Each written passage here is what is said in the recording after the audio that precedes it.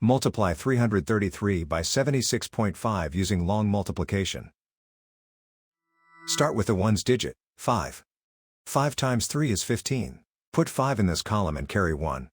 5 times 3 plus the carried 1 is 16. Put 6 in this column and carry 1. 5 times 3 plus the carried 1 is 16. The first partial product is 1665.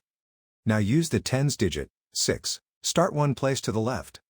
6 times 3 is 18. Put 8 in this column and carry 1. 6 times 3 plus the carried 1 is 19. Put 9 in this column and carry 1. 6 times 3 plus the carried 1 is 19. The second partial product is 19,980. Now use the hundreds digit, 7. Start two places to the left. 7 times 3 is 21. Put 1 in this column and carry 2. 7 times 3 plus the carried 2 is 23. Put 3 in this column and carry 2. 7 times 3 plus the carried 2 is 23. The third partial product is 233,100. Now add the partial products, working from right to left.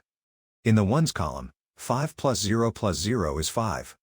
In the tens column, 6 plus 8 plus 0 is 14. Put 4 in this column and carry 1.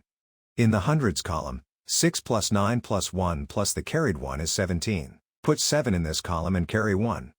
In the thousands column, 1 plus 9 plus 3 plus the carried 1 is 14. Put 4 in this column and carry 1.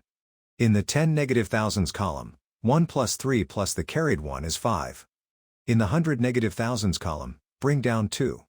The whole negative number product is 254,745. Count the highlighted digit after each decimal point. The factors have one decimal place altogether, so the product needs one decimal place. Place the decimal point one place from the right. 254,745 becomes 25,474.5. So 333 times 76.5 is 25,474.5.